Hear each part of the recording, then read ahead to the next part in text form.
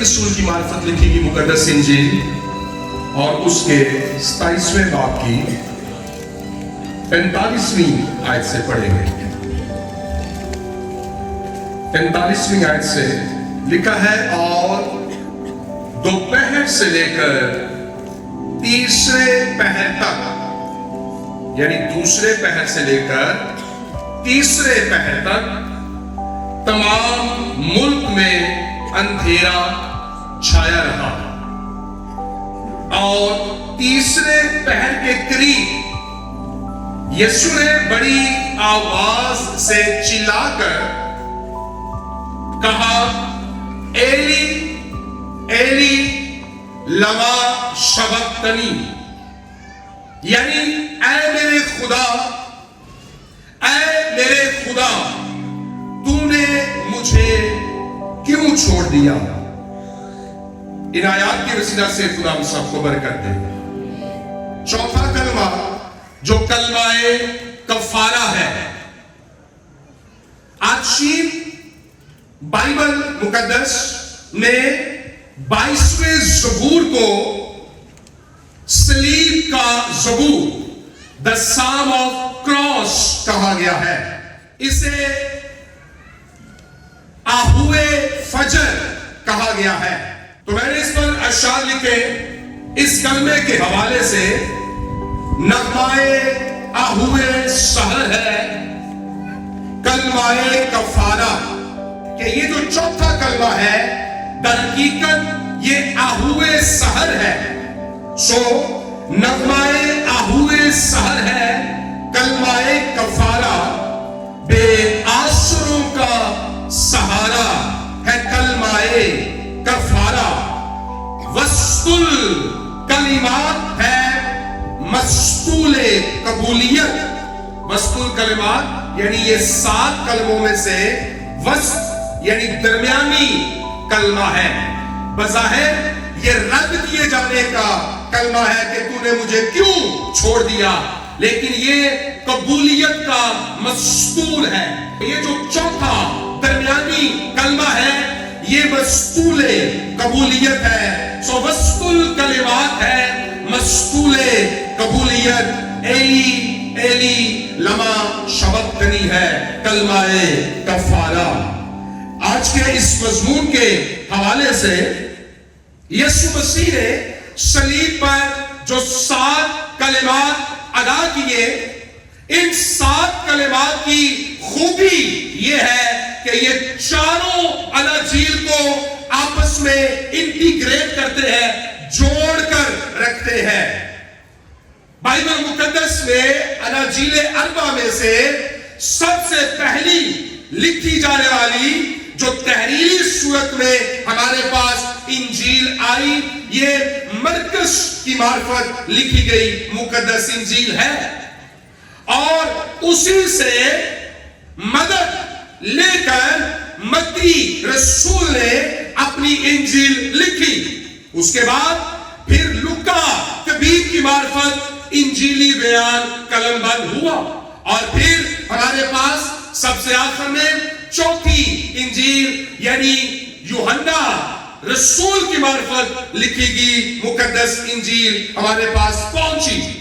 अब जो पहली 2 अनाजील है यानी मत्ती और मरकस की मार्फत लिखी गई अनाजील, इन दोनों में सिर्फ ये एक ही कलमा यानी ऐ मेरे खुदा तूने मुझे क्यों छोड़ दिया, ये इन दोनों अनाजील में मौजूद है। यहां पर मत्ती की मार्फत लिखी गई इंजील के 27वें बाब की 46वीं आयत, और इसी तरह से मरकस की इंजील के 15वें बाब की 33वीं आयत से हमें इस कलमे के बारे में मिलता है।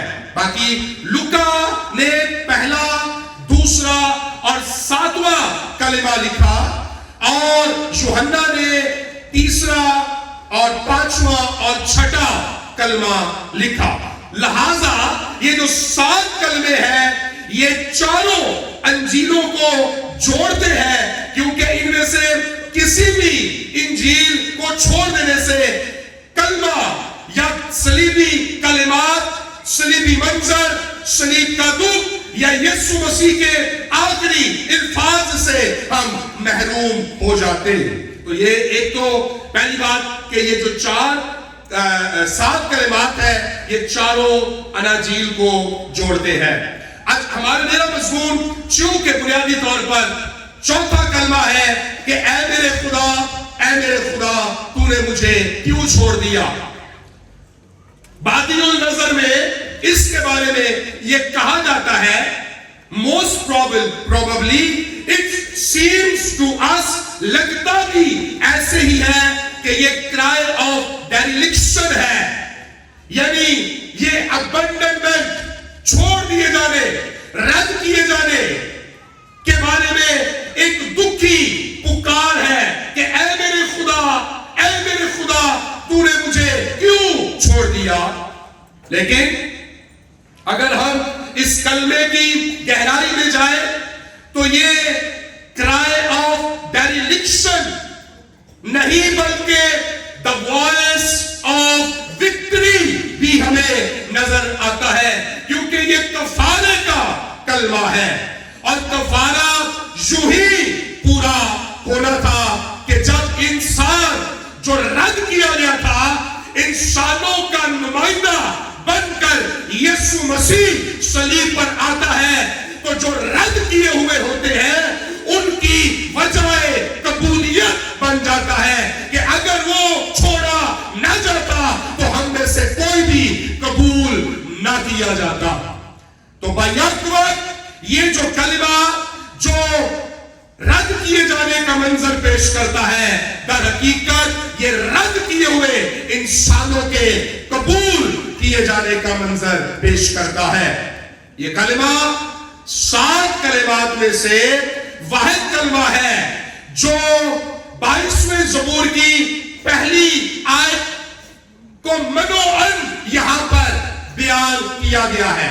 وہاں پر بھی ایلی ایلی لما شبقتنی عبرانی کے اندر آیا ہے اے میرے خدا تو نے مجھے کیوں چھوڑ دیا, اور اسی کو کوٹ کیا بہو متی نے اور مرکز نے اپنی انجیل میں الوہی یعنی ارامی رنگ دیا ہے, ارامی زبان, لیکن عبرانی کا رنگ اوریجنل ہمیں متی نے اسی کانٹیکسٹ میں دیا ہے جس میں 22ویں زبور میں یہ کلمہ ادا ہوا.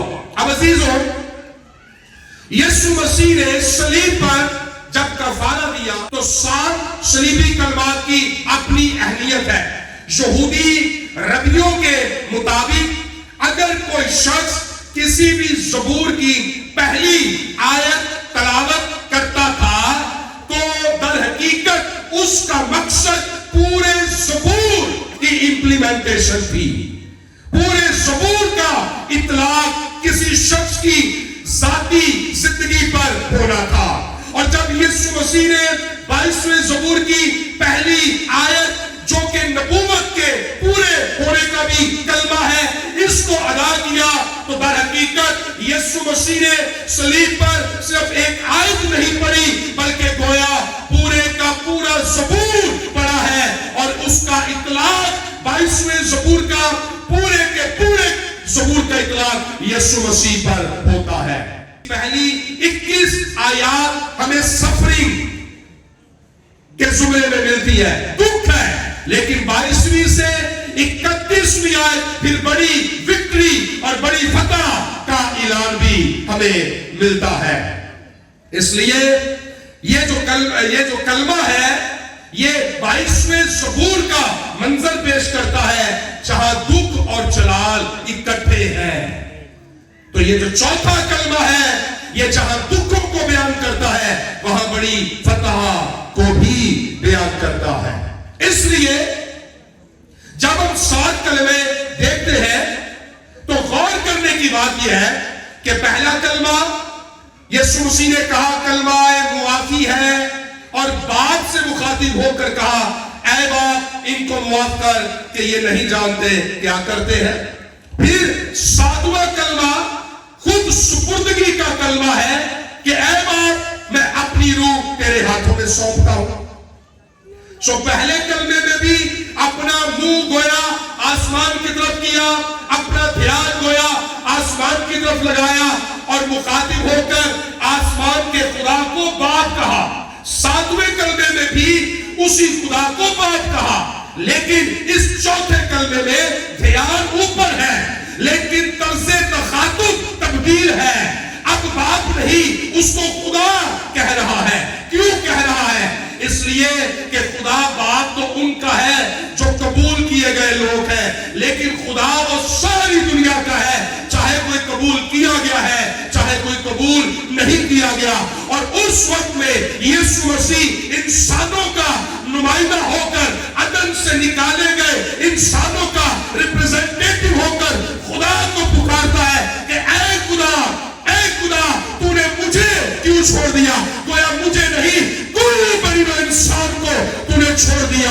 اور اس لیے یسوع مسیح نے یہ کلمہ ادا کیا تاکہ چھوڑے گئے لوگوں کے لیے زندگی اور جلال اور نجات کے دروازے کھل سکے.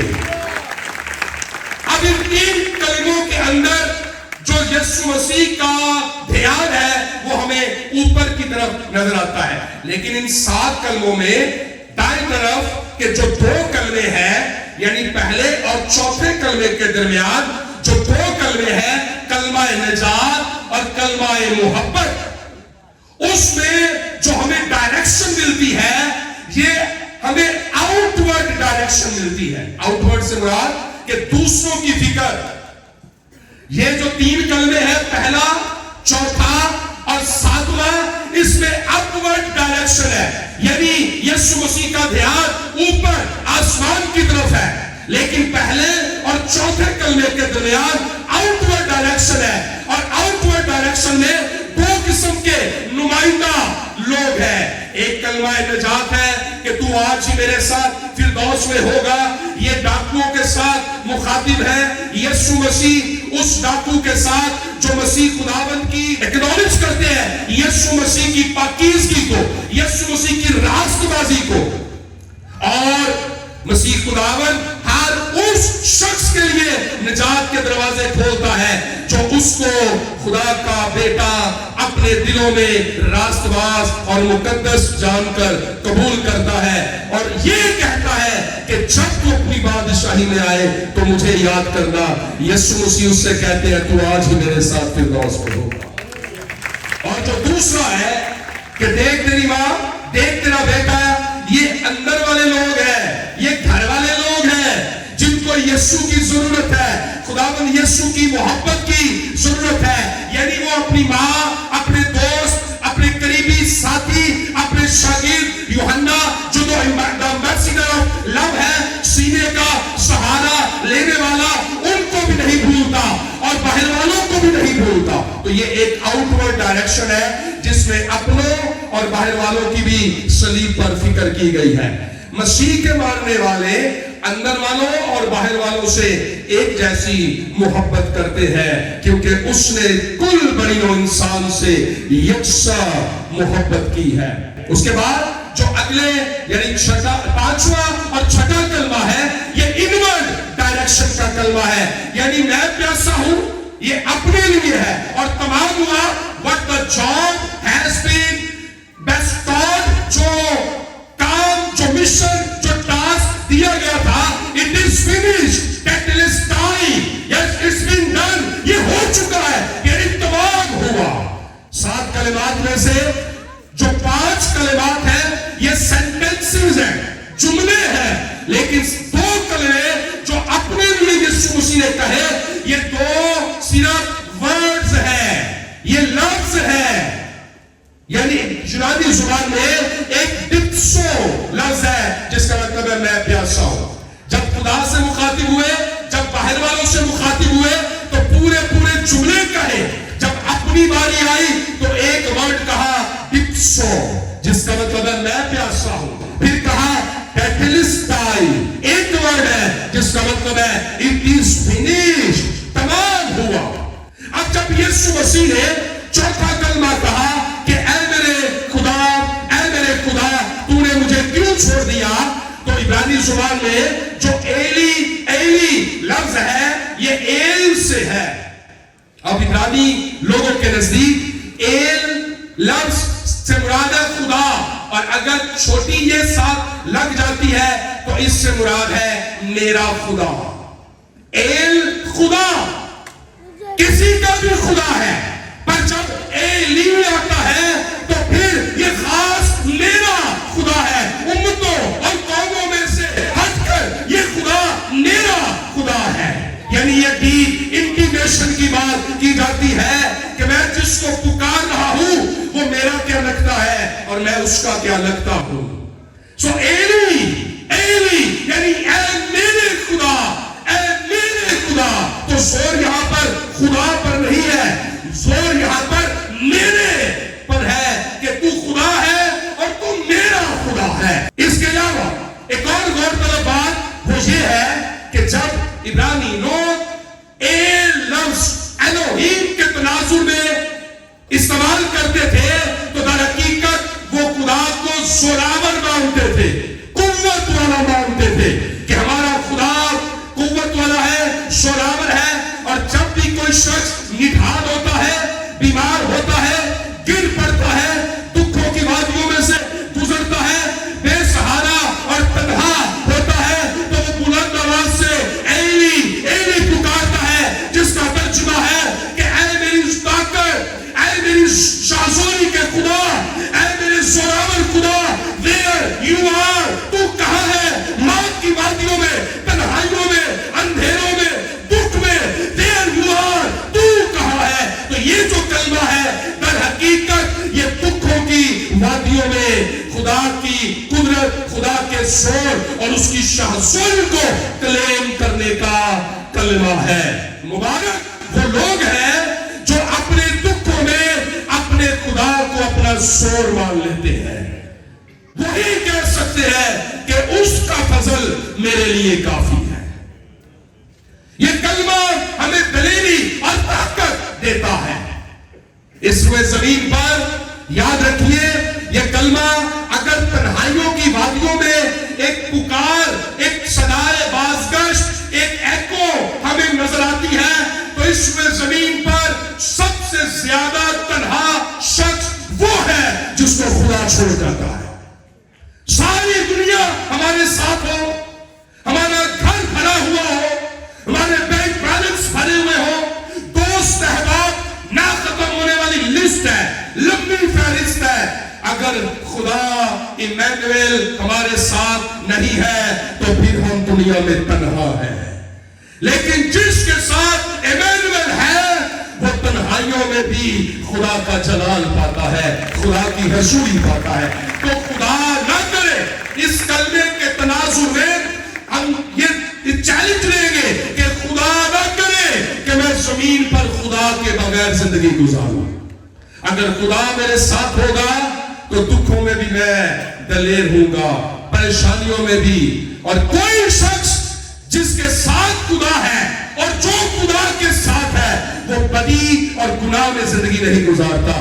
خدا کا جلال، اس کی حضوری، اس کی پاکیزگی اس کی کمک بن جاتی ہے. ہیلیلویا. تو یہ جو کلمہ ہے یہ ہمیں یاد دلاتا ہے کہ یہ جہاں سفرنگ ہے وہاں وکٹری بھی ہے، جہاں دکھ بھی ہے وہاں جلال بھی ہے. اس لیے کلام مقدس میں رسول فرماتا ہے کہ ہماری دم بھر کی ہلکی سی مصیبت ہمارے لیے از حد بھاری جلال پیدا کرتی ہے.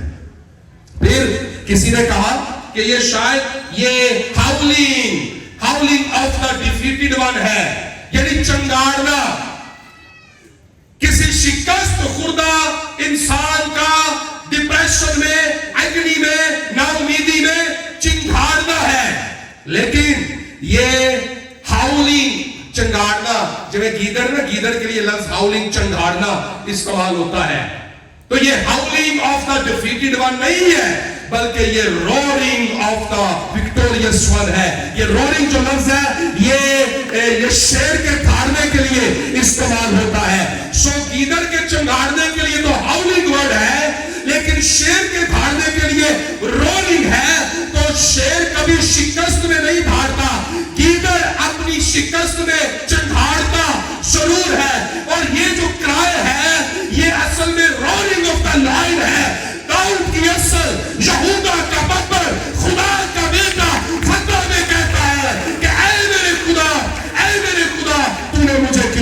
دیا.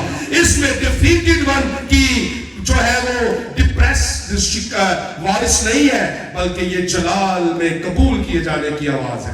بعضیوں نظر میں ہمیں بالکل لگتا ہے کہ نہیں یسوع مسیح چھوڑ دیتا گیا. اس پر تھیولوجیکلی بڑی کنفیوژنز بھی ہے کہ بھئی چھوڑ دیتا دے, پھر اس کا کیا مطلب ہوا کہ وہ تو خود خدا تھا, اور یہ تھیولوجیکل بڑی کنفیوژنز ہے. لیکن اس کی اگر ہم ڈیپ انڈرسٹینڈنگ لیں تو الوہیت کے اقانیم آپس میں کبھی جدا نہیں ہوتے, بلکہ اقانیم ثانی نے بشریت کا جامہ پہنا اور الوہیت کی ساری معموری مجسم ہو کر اس میں شکوت کرتی ہے. تو جسم میں بشر کی خاطر بشریت کا لبادہ, بشریت کا جامہ پہن کر, بشر کا نمائندہ بن کر یسوع مسیح جسم میں دکھ سہتا ہے, لیکن الوہیت بدستور جڑی رہتی ہے. اگر کوئی مچھلی کا شکار کرنا چاہتا ہے تو وہ جو ہک ڈالتا ہے کنڈی, اس کے اوپر جو گوشت کا ٹکڑا یا گنڈویا لائد ہے, تو اصل میں مچھلی کیا کرتی ہے, وہ کھانے کے لیے آتی ہے گوشت کا ٹکڑا, لیکن جو ہی وہ اس گوشت کے ٹکڑے کو کھاتی ہے تو وہ اس کے اندر چھپے ہوئے کانٹے میں پھنس جاتی ہے. ابلیس نے بھی ایسا ہی کیا. اس نے یسوع مسیح کی بشریت کو یعنی انسانی جسم کو, گوشت کے ٹکڑے کو ہڑپ کرنے کی کوشش کی کہ صلیب پر یسوع مسیح کو مار دوں گا تو نہ رہے گا باس, تو نہ بجے گی بانسری. اس کو کیا معلوم تھا کہ اس کی بشریت کے اندر ایک الوہیت کی ہک ہے.